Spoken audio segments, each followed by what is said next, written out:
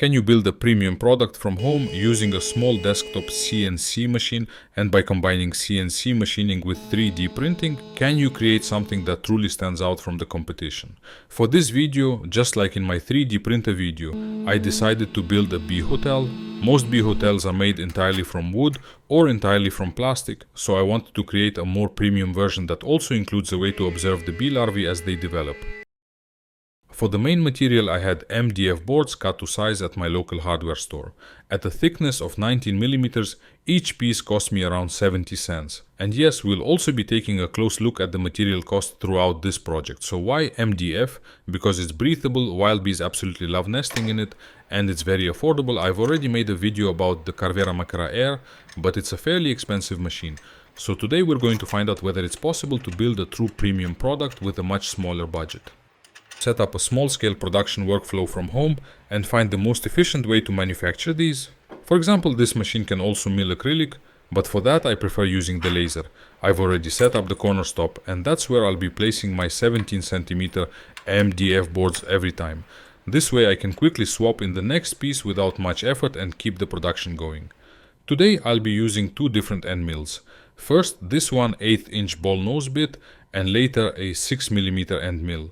The tool changing system is by far my favorite feature of the Makera machines. Once the tools are prepared like I did here, swapping them takes only about 5 seconds.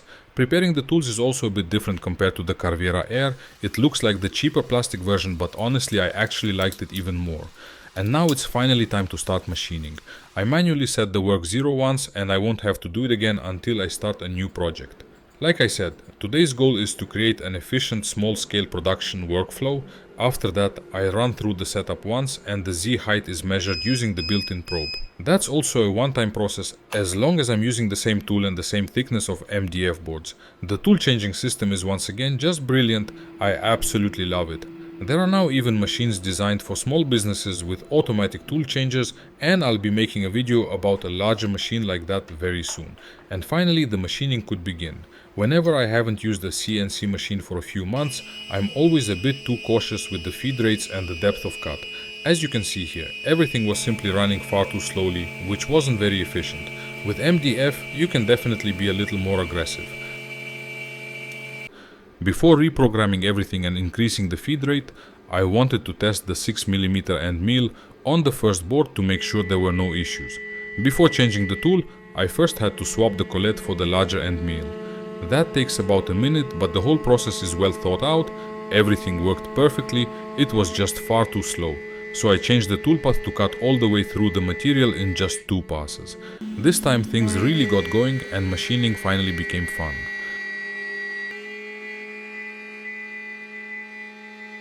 When switching the collet back to the smaller end mill, I accidentally unscrewed the entire tool holder as well. At first I had some trouble putting it back in until I took a closer look at the threads. That's when I realized it uses a left-hand thread. It actually makes perfect sense, otherwise it would constantly loosen itself while machining. But if you don't pay attention to little details like that, they can definitely cause some headaches when troubleshooting. So don't over-tighten the collet when installing it. With the 1/8" end mill, the fun continued. Instead of using a radial zigzag ramp to enter the material, I simply plunged in beside the workpiece and started machining from there. I honestly feel like it could go even faster, but I think this is a good compromise to avoid damaging the end mills. Up to this point, I was genuinely impressed with this little machine.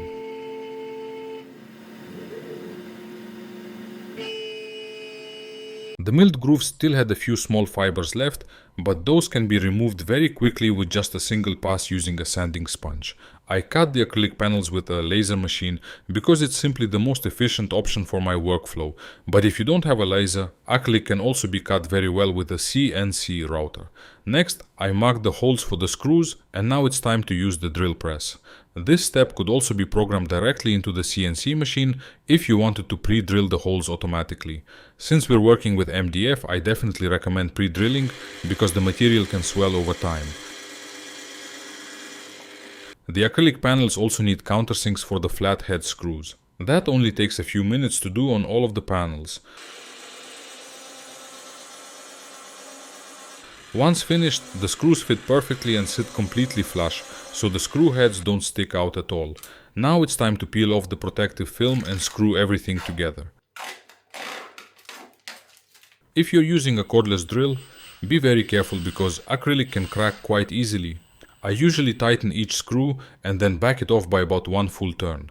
That way the acrylic isn't under constant tension, which helps prevent it from cracking later during transport or because of large temperature changes. Now let's talk about my 3D printed models. I designed two different versions and I think they have the potential to become top sellers next spring, especially if I offer them with a good discount. Personally though, I'd rather sell fewer units at a higher price than chase high volume with very small profit margins. There's also space at the top of the housing for bamboo tubes or small branches, giving other insect species a place to nest as well. The side panels were printed using the fuzzy skin setting. It gives them a much more premium feel and makes the typical 3D print layer lines far less noticeable. The nesting chambers are also deep enough to encourage wild bees to lay female larvae instead of mostly male larvae. The second version also features a small water station on the roof and was designed to print completely without support material. I would even go as far as saying this could be one of the best wild bee hotels on the market.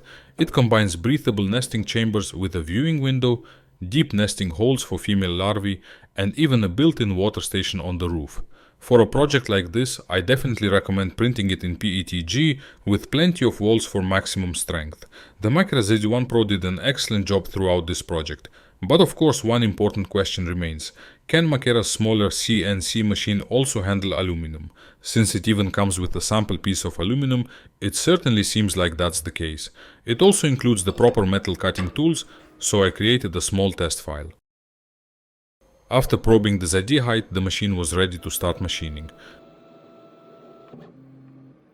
For this test, I'm using a 1/8 inch end mill.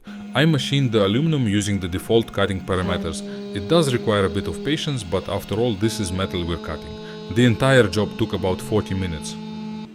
Of course, you could experiment with more aggressive settings, but that also increases the risk of breaking an end mill. In any case, the result speaks for itself. This machine is definitely capable of machining aluminum while maintaining accurate dimensions. And this is how the CNC machine arrived, packed with accessories. There are plenty of add-ons available, making it possible to tackle almost any project. For example, you can install a diode laser to engrave your logo directly onto a finished wooden product after machining.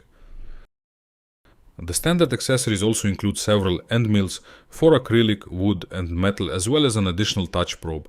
I think this is a really useful upgrade because, unlike the built-in probe, it can measure not only the Z-axis but also the X and Y axis. That allows you to align and machine your workpieces much more accurately. It also comes with a low-profile machine vise. If you're planning any kind of small-scale production, I can definitely recommend using one since it makes clamping and removing workpieces much faster and easier. Another interesting accessory is the vacuum table.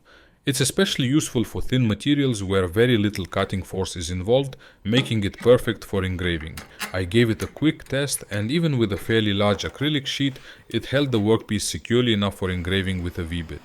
For today's projects though, I wouldn't recommend using it because roughing operations generate much higher cutting forces, which could cause the workpiece to shift sideways.